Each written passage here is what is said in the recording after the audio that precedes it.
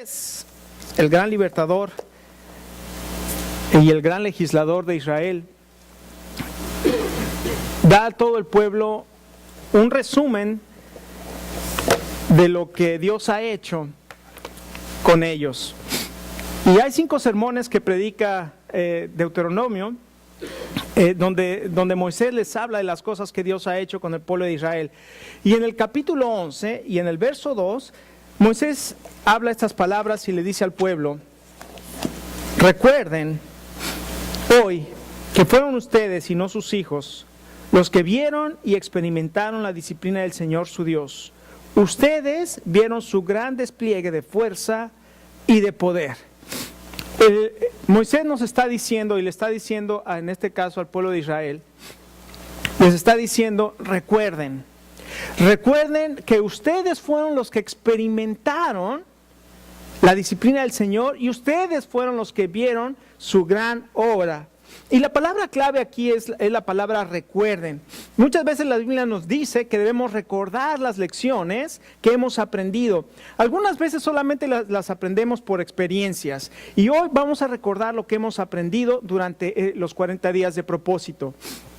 ¿Qué es lo que usted y yo hemos aprendido en este tiempo que estuvimos estudiando juntos en las casas y estuvimos leyendo el libro de Una vida con propósito y estuvimos participando con la palabra de Dios y nos estuvimos reuniendo para ver y para estudiar el propósito de Dios? ¿Qué hemos aprendido?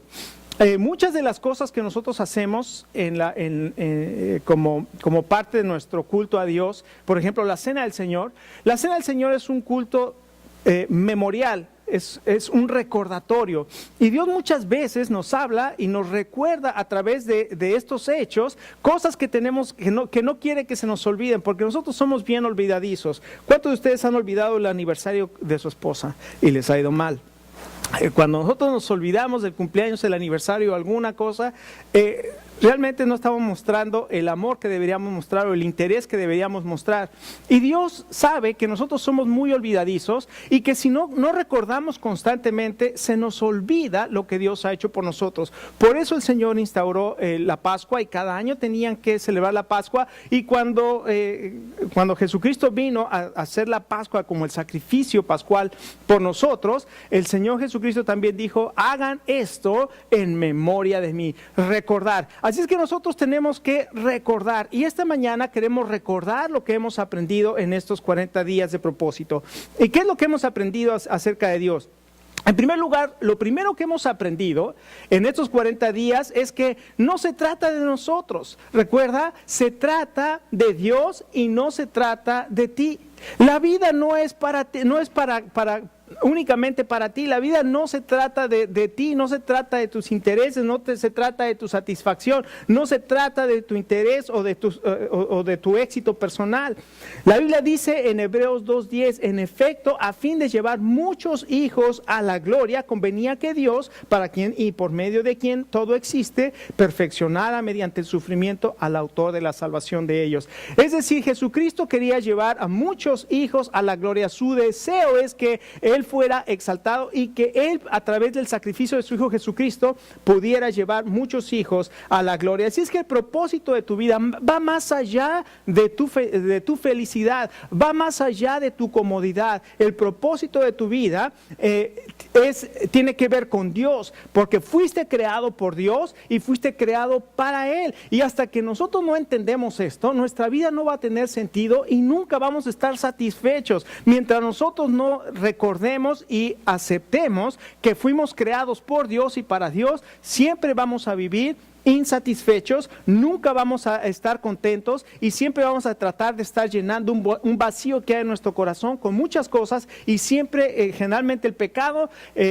buscamos llenar nuestra vida con placeres y con dinero y con todas estas cosas, y nos encontramos con que cada vez estamos más en desesperación y cada vez más estamos hundidos en pecado. Pero cuando cuando sabemos y descubrimos que Dios nos creó para Él y que Jesucristo es el sacrificio por nuestros pecados y aceptamos a Jesucristo como nuestro Salvador, nuestra vida cambia completamente de propósito.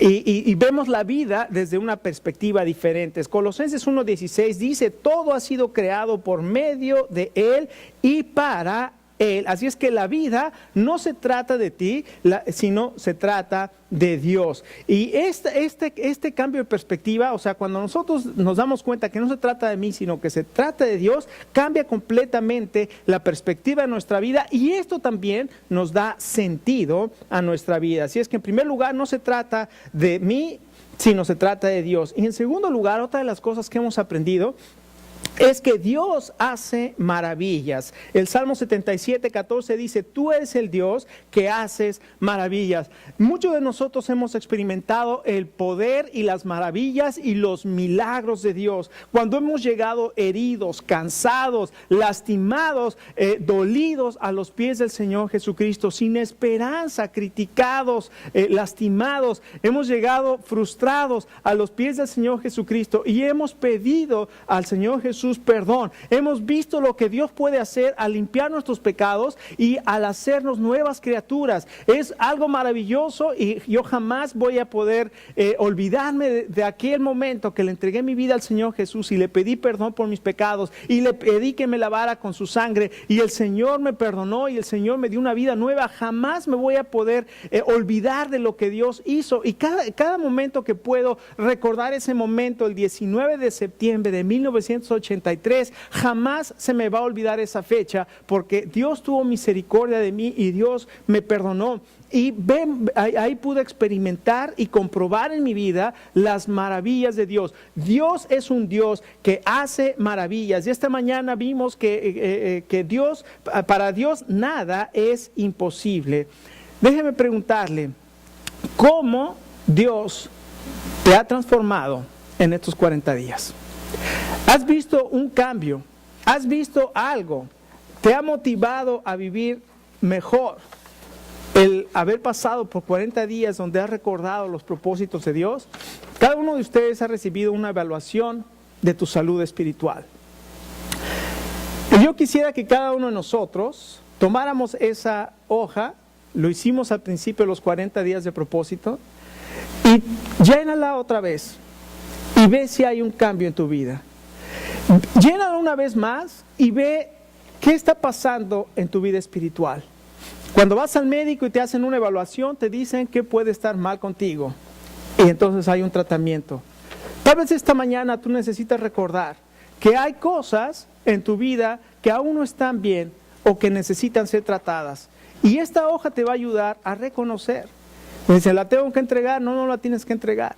Es para que tú la puedas llenar y para que tú sepas dónde están las áreas que necesitas trabajar y puedas ver lo que ha sucedido en estos 40 días de propósito. Entonces, hemos aprendido acerca de Dios, que no se trata de nosotros, se trata de Dios. Hemos aprendido también que Dios hace maravillas. En segundo lugar, también hemos aprendido lo que hemos aprendido acerca de la vida. Si alguien me pregunta ¿para qué es la vida?, ahora usted le puede decir algo bien simple y bien práctico, pero al mismo tiempo verdadero. La vida es la preparación para la eternidad. Nosotros estamos en esta tierra porque nos estamos preparando para la eternidad. ¿Por qué? Porque la Biblia dice que Dios nos creó con eternidad. Eclesiastés 3:11 dice que Él puso eternidad en nuestro corazón. Así es que nosotros vamos a vivir eternamente, y lo que estamos haciendo aquí es simplemente estamos practicando para la eternidad. Recuerden que 4 de los 5 propósitos que hemos visto los podemos hacer aquí, pero hay un solo...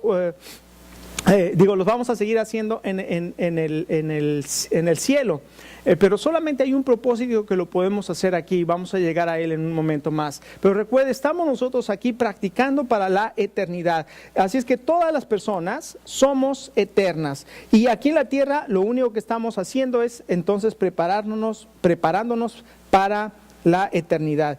Y el entender que nuestra vida trasciende este mundo también cambia nuestra perspectiva, y también debe cambiar nuestra prioridad. A veces hay gente que le cuesta mucho trabajo entender esto, pero ojalá, y mi oración a Dios es que a través de estos 40 días nosotros hayamos entendido que nuestra perspectiva de la vida debe ser una perspectiva eterna, y que lo que estamos haciendo aquí está afectando la eternidad. Y recordemos también entonces los 5 propósitos de Dios. ¿Qué hemos aprendido acerca de la vida? Bueno, que la vida es eterna, es una preparación para la eternidad, pero también hemos aprendido que hemos sido creados para 5 propósitos. ¿Cuáles son esos 5 propósitos? En primer lugar, ¿alguien me los puede decir? Los 5 propósitos: fuimos creados para agradar a Dios, eso se llama adoración. Fuimos formados para la familia de Dios, esto se llama, ¿cómo? Comunión o compañerismo. Recordemos que dijimos que era comunión, pero como muchas veces lo confundimos con el tomar pan y la copa, dijimos lo vamos a poner como compañerismo. Fui creado para ser como Cristo, eso se llama discipulado. Un discípulo es un seguidor, en este caso un seguidor de Cristo. Además, fui formado para servir a Dios. Recuerde ese acróstico de forma, que fue la formación espiritual, las oportunidades, ya no me acuerdo la R, ¿se acuerdan de qué era? De relaciones. ¿Para qué los mencioné? ¿Verdad? Mejor no lo hubiera mencionado, pero recordemos lo que es la forma. Fui creado para servir a Dios, es el servicio, y finalmente fui hecho para una misión, que es evangelismo. Evangelismo es la única de los 5 propósitos que lo podemos hacer aquí. Si no hacemos y si no compartimos el evangelio aquí en la tierra, no lo vamos a poder compartir en el cielo. En el cielo únicamente van a estar aquellos que han creído en el evangelio. Así es que Dios nos puso en esta tierra para este propósito. Y tu vida entonces tiene propósito. Tu vida entonces tiene sentido. Tú no eres un accidente. Dios te creó. Dios fue el que te formó. Y en Él estás completo. Ahora, ¿qué pasa con el pecado? El pecado es como un espejismo. ¿Ha visto esas películas donde hay unas personas que se pierden en el desierto y dicen que en el desierto tú puedes ver espejismos de oasis que hay en el desierto, y crees que encontraste un oasis en medio del desierto y simplemente es un espejismo, es una imaginación, es algo que no existe? El pecado así es. Crees que estás disfrutando de la vida, crees que que has encontrado el elixir y el oasis, pero al final te vas a dar cuenta que todo era falso y que al final no queda absolutamente nada. El pecado lo único que hace en tu vida es destruirte. Jesucristo vino a darte vida, verdadera vida, vida en abundancia. Pero el ladrón, Satanás, no vino sino para robar, matar y destruir. Así es que Jesucristo vino a darnos vida. No dejemos engañarnos. Tenemos este propósito de parte de Dios, que es adorar, tener compañerismo, ser como Cristo, servir a otros, servir a Dios sirviendo a otro y compartir el evangelio. Cuando cumplimos esto, realmente encontramos satisfacción en nuestra vida. En tercer lugar, ¿qué hemos aprendido acerca del crecimiento espiritual? Bueno, durante los 40 días de propósito hablamos de 2 cosas. Y es bien importante que recordemos estas 2 cosas para que podamos crecer espiritualmente. En primer lugar, crecemos a través de hacer un compromiso. Le voy a preguntar, ¿a usted le gusta hacer compromisos? ¿O evade los compromisos? ¿Sabe que nosotros generalmente no nos gustan los compromisos? Generalmente evadimos los compromisos. Pensamos en una dieta y digo, no, mejor no hago dieta, porque es mucho compromiso. Pensamos en alguna cosa y digo, no, mejor no lo hago porque es mucho compromiso. Entonces mejor evado los compromisos. Pero déjeme decirle, si usted quiere crecer espiritualmente, no puede evadir el compromiso. Tiene que hacer un compromiso. Crecer siempre involucra un compromiso. Y para crecer se necesita algo más que solamente venir a la iglesia. Usted puede venir a la iglesia cada domingo y sin embargo no crecer espiritualmente. ¿Sabe qué es lo que tiene que hacer para poder crecer espiritualmente? Tiene que actuar en lo que usted ha aprendido. Por ejemplo, usted tiene que ser intencional. Santiago 2:17 dice, así también la fe, por sí sola, si no tiene obras, ¿recuerda lo que dice Santiago? La fe sin obras está muerta. Es decir, si yo no actúo sobre lo que creo, no sirve de nada, está muerta. Usted puede estar viniendo a la iglesia, pero si no se hace nada, si no se involucra, si no pone en acción sus dones y talentos, ¿qué va a pasar? Nada, no va a pasar nada, no va a poder crecer. Pero ¿qué pasa si yo hago las cosas y me salen mal? Bueno, si le salen bien, que generalmente les va a salir bien, por la gracia de Dios le va a salir bien, va a ser una bendición para toda la iglesia. Pero si no hace nada, no va a pasar nada. Entonces, en primer lugar, para crecer espiritualmente se necesita el compromiso. Y en segundo lugar, para poder crecer espiritualmente necesitamos compañerismo. Crecer siempre, siempre, siempre va a involucrar a otros creyentes. No puedes crecer solo. Pensar que uno puede crecer solo es un error. Si Dios hubiera querido que crecemos o nos hubiera enseñado que crecer espiritualmente es volvernos ermitaños o volvernos monjes y meternos allá en un claustro y estar encerrados y no hablar con nadie, eso nos lo hubiera dicho.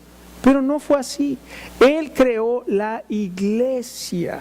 Y la iglesia es el lugar donde los creyentes crecemos espiritualmente. Si vas a crecer en amor y en santidad, tienes que estar con otros creyentes. No hay otra manera que puedas crecer en amor y en santidad si no estás con otros creyentes. No puedes amar a una persona a menos que pases tiempo con ella. No podemos evadir los compromisos o el compromiso del compañerismo.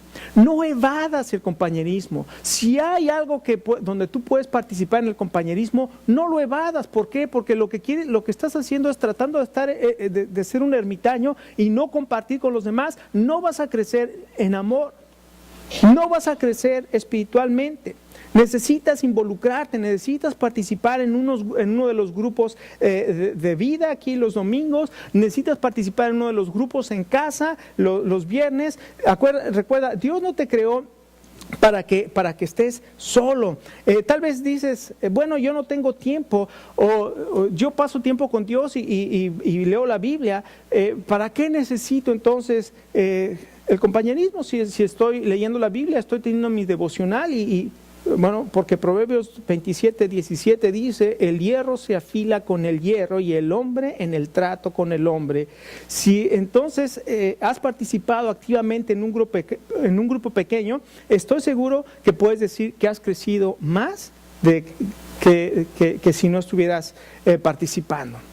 Entonces hay un reto para ti en este día también, hacer ese compromiso y además crecer en compañerismo. Así es que te invito a que te integres a uno de los grupos de vida, a uno de los grupos en casa, pero que estés participando. ¿Qué puedes hacer? En primer lugar, puedes pertenecer.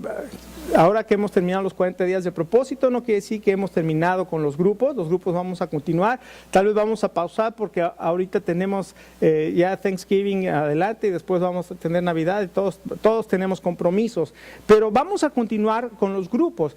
Tú puedes hacer tres cosas. En primer lugar, puedes permanecer en el grupo en el que estás. En segundo lugar, puedes unirte a un grupo nuevo. Bueno, que a mí me gustaría unirme a otro grupo, no hay problema. Habla con el líder del grupo, de tu grupo donde estás, y habla con el líder del otro grupo para incorporarte en el otro grupo. O, este es mejor, puedes comenzar un nuevo grupo.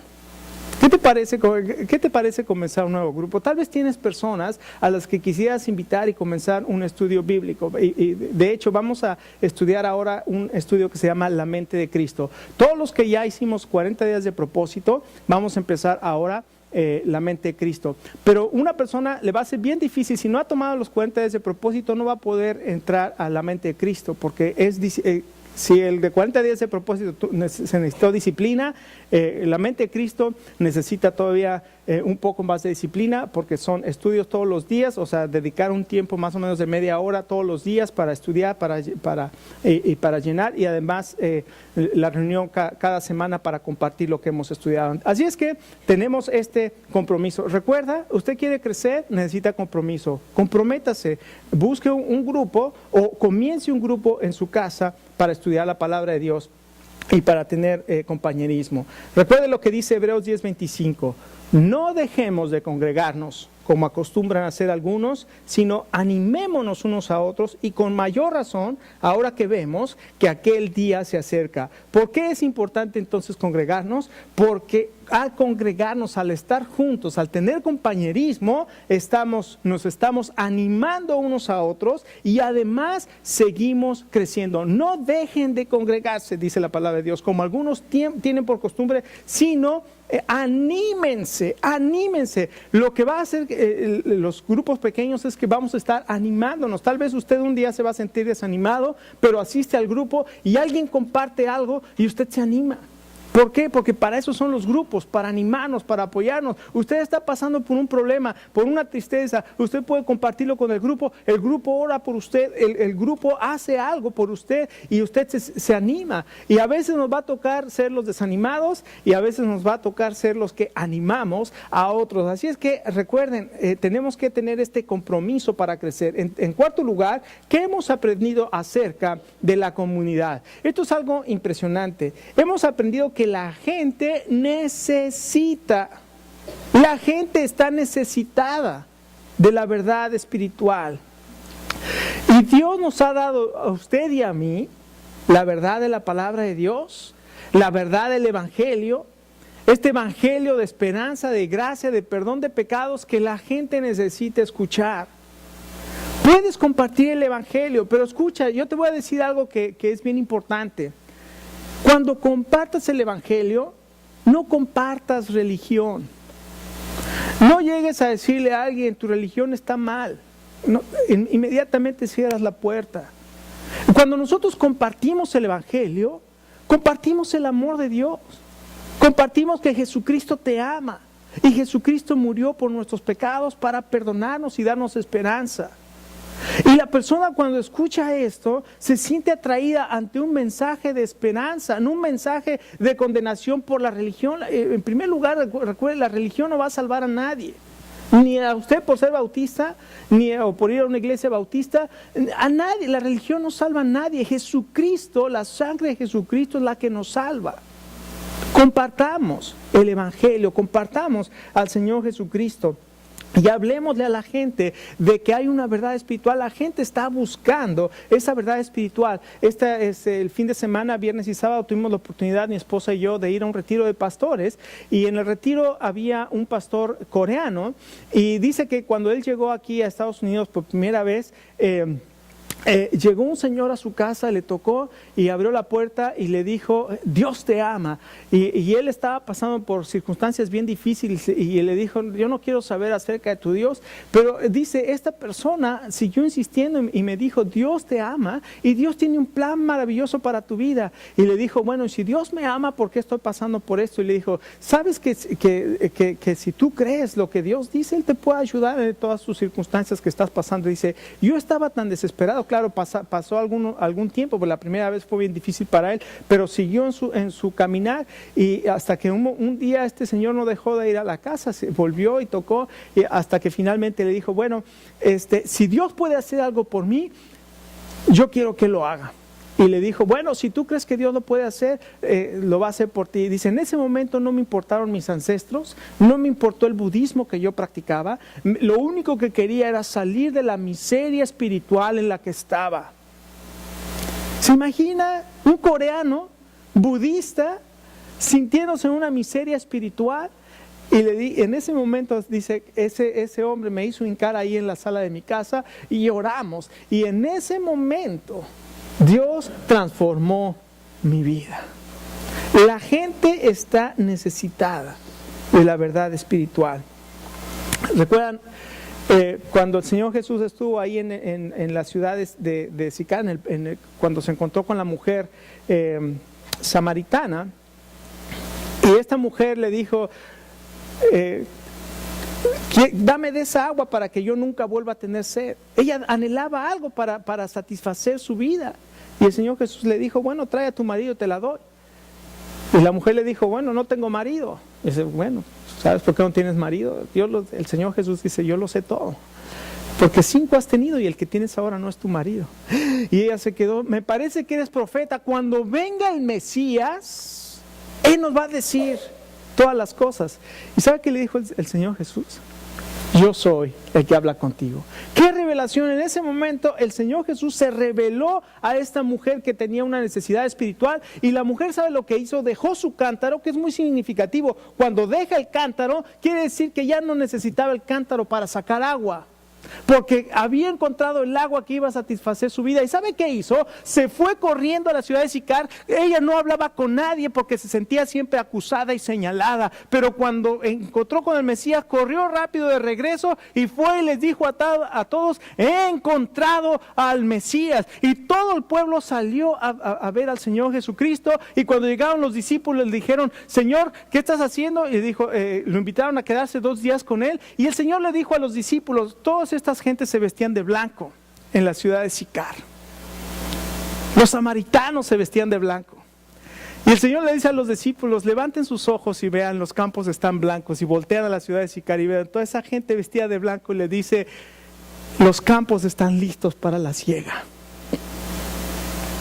Pidan al Padre que mande obreros a sus míos. Mis hermanos, hay gente en todas partes. La gente está lista para recibir la verdad espiritual.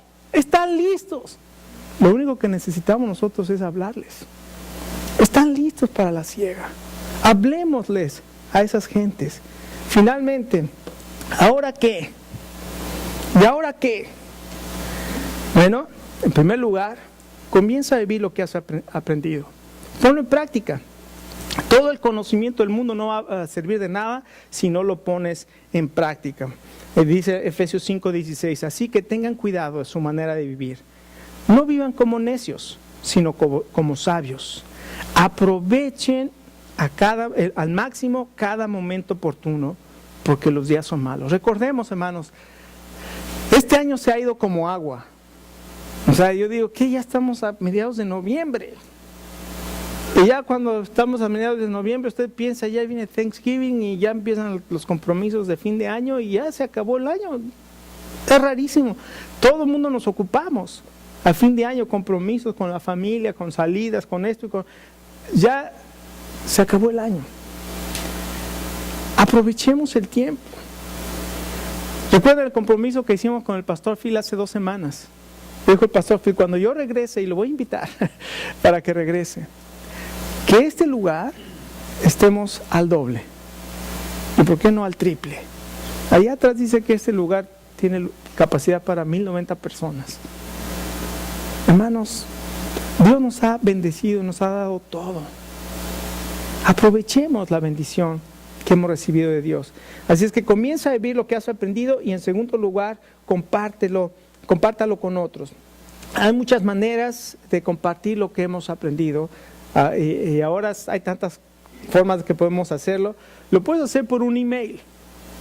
Pero quiero compartir esta experiencia que he tenido estos últimos 40 días de propósito. Y relate en un email un testimonio y mándeselo a todos tus contactos. Imagínate lo que va a pasar con todos tus contactos cuando se enteren lo que Dios está haciendo en tu vida. Y no solamente por un email, ponlo en el Facebook. Ponlo, todas estas formas de compartir. Hay tantas maneras de compartirlo que realmente lo único que necesitas hacer es ponerlo en la computadora y mandarlo. Así es que, o habla con alguien. El deseo de Dios es que Romanos 1:8, ¿se acuerda de Romanos 1:8? Dice Romanos 1:8, no es Hechos 1:8, es Romanos 1:8. En primer lugar, por medio de Jesucristo doy gracias a mi Dios por todos ustedes, pues en el mundo entero se habla bien de su fe. Que la gente puede estar hablando de las grandes cosas que ha hecho el Señor con nosotros. Así que ya que la vida es una preparación para la eternidad, usted puede hacer una cosa: haga este compromiso. Quiero usar mi tiempo en la tierra para cumplir el compromiso y con el propósito de Dios para mí. Fui creado para agradar a Dios, para adorarle. Por ello, voy a usar este día para conocerlo mejor y amarlo más. Fui formado para la familia de Dios, esto es compañerismo. Por ello, voy a usar este día para mostrar amor a otros creyentes. Fui creado para ser como Cristo. Este es discipulado. Voy a usar este día para tomar decisiones y actitudes que me ayuden a crecer en mi carácter. Fui formado para servir a Dios, esto es servicio. Voy a usar este día para servir a Dios sirviendo a las personas. Fui hecho para una misión, esto es evangelismo. Por eso voy a usar este día para compartir las buenas noticias. Y para terminar esta mañana, quiero que todos nos pongamos de pie. Que abramos nuestra Biblia en el Salmo 126.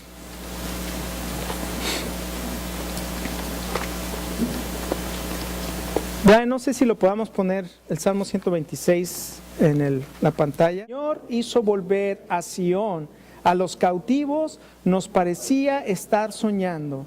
Nuestra boca se llenó de risas, nuestra lengua de canciones jubilosas. Hasta los otros pueblos decían, el Señor ha hecho grandes cosas por ellos. Sí, el Señor ha hecho grandes cosas por nosotros y esto nos llena de alegría. ¿Cuántos saben que el Señor ha hecho grandes cosas con nosotros? Amén. Vamos a orar al Señor. Padre, muchas gracias por lo que tú has hecho por nosotros.